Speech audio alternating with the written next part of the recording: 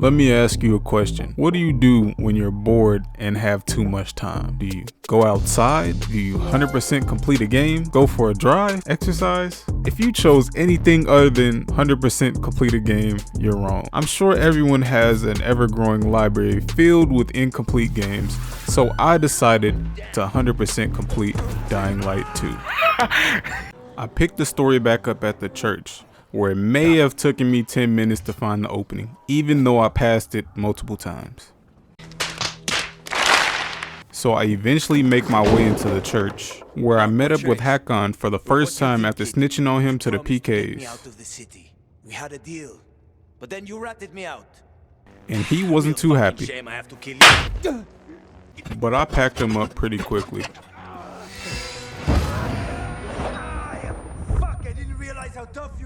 When I went to confront him about betraying the Night Runners, he revealed his true plan. After the TV station, I was planning to spy on Waltz, but he got suspicious, threatened to kill Lawan. But just as I thought we would be becoming friends again, he tries to kill me. So I packed him up, or at least I thought so, when he throws a knife at me when I'm leaving. You just don't give up, do you?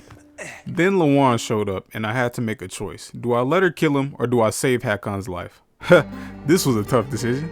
It's your choice, Lawan. Do what you need to do. That's what I'm talking about. Lawan. And what I need to do is... Please. Rest in peace, Hakon.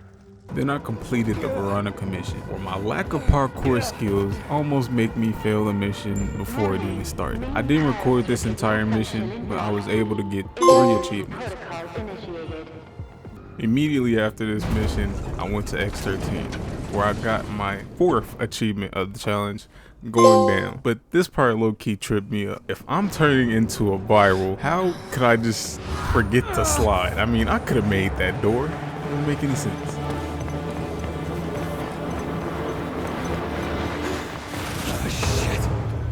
I linked back up with Lawan and we found a storage room where the GRE was hoarding supplies from everyone outside the bunker. Kinda reminded me of the movies World War Z and 2012 combined. But just a few seconds later, Lawan jumps in front of me blocking an arrow. She didn't even have to do that. So I waste no time. I readied up, went back in the room, and beat everybody in the room. I was also able to get the Can't Touch This achievement. Then I stopped to do a little dance. After my dance break, I went out to check on Lawan. And this is when I realized I made a mistake. In my other playthroughs, I saved Hakon, and it was either Hakon completely pulled her away from getting hit by the arrow, or he took the hit himself. So I left her and continued exploring through the facility. I came across the old patient quarters where I saw flashbacks of Aiden and Mia. Aiden, are we running away or what? What? Like, now? No, when we're old. Now, Aiden. We need supplies. Everything's ready. Here's our beds.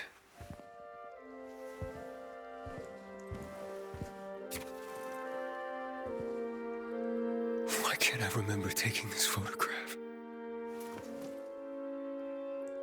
Who wrote that? But before leaving the area, I made sure to collect every single collectible I could find so I didn't have to start the game over.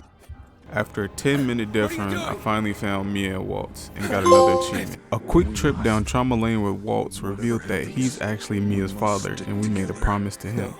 You didn't promise her. You promised I begged him to stop the launch, but he wanted to fight. Spider-Man slam and 2 super smacks later, I finally beat Waltz. Then Mia showed up to give me the key, but Waltz smacked it out of my hand, destroying the key, making the beating he just took completely pointless. Then I had to make another tough decision. Do I save Lawan or do I save Mia? I paused the game to think for a minute, and I chose Lawan because I was simping for her. But on the way to save her life, she says this to me. Whatever you think is between us, you're wrong.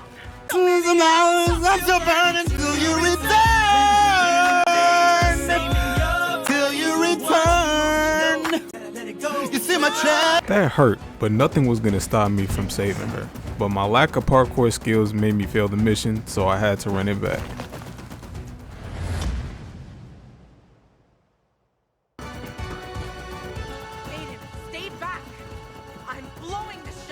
Get out of here, Lawan. I'll do this. The last time, Pete. Get the fuck out! I won't let you die here.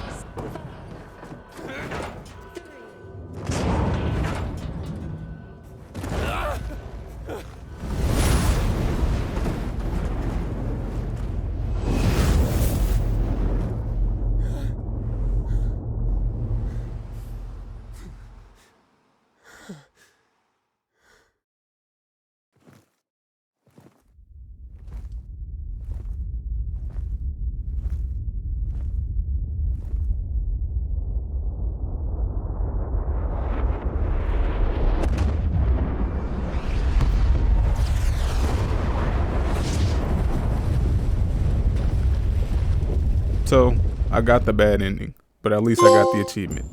Now the real grind starts. The first thing I did was activate all the windmills. This was the last one, but since the achievement was bugged, I didn't get it. So I moved on to the next achievement, Tube Map.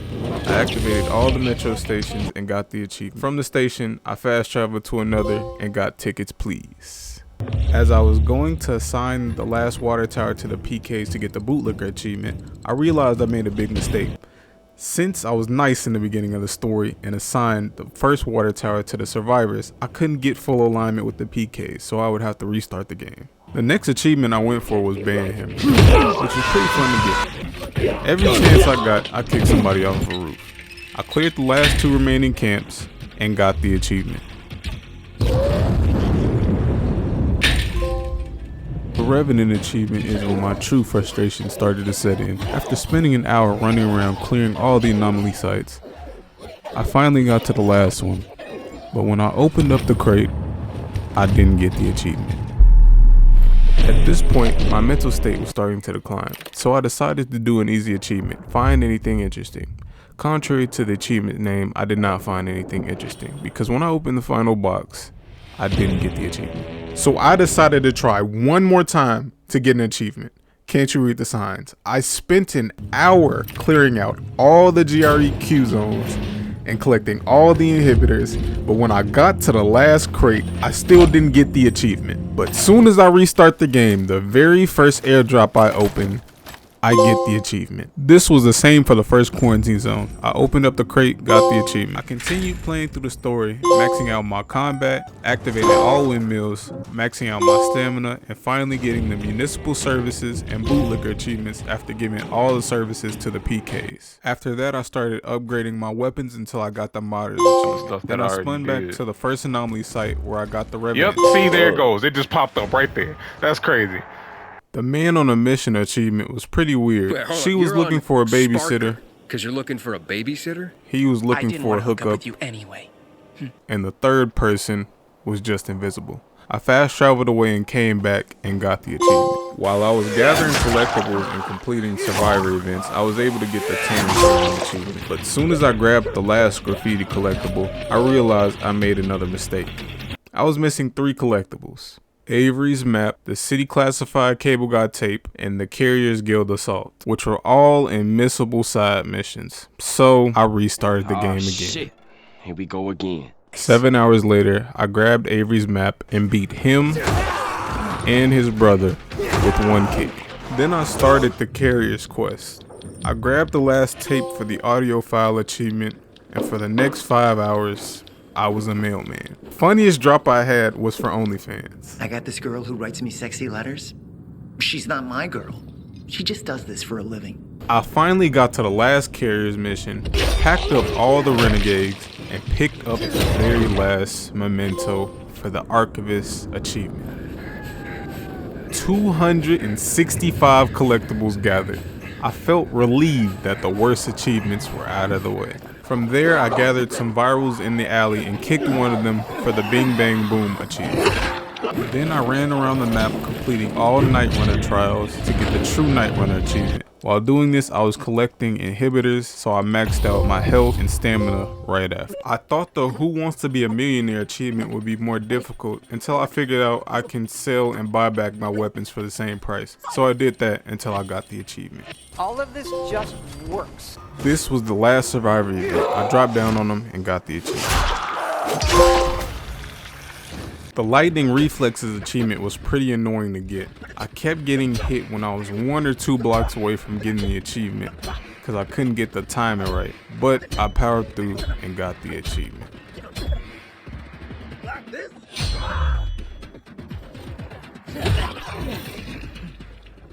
Now we're in the home stretch, the last 3 achievements. I struggled the most on the multiplayer achievements. Every single time I tried to join a game, I either couldn't connect or everybody left out of it.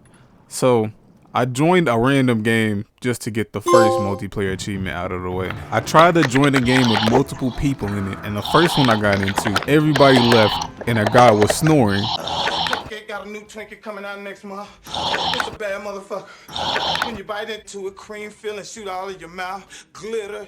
And the second one, I didn't record that one, but I was able to get a bunch of kills before I got kicked. And the third one is when I finally got the multiplayer achievement for the 100 kills. This achievement took me 2 days just to get, but little did I know it was about to get a whole lot worse. The ultramarathon achievement requires you to run 960 kilometers, which is 596 miles. I had to leave my PS5 and computer on for 96 hours. That's 5,760 minutes or 345,600 seconds just to get this achievement. The game basically became a run in a circle simulator. And since I didn't want to mess up my PS5 controller, I hooked up my PS4 controller through remote play, and then I just tied down the joysticks so I can get the achievement.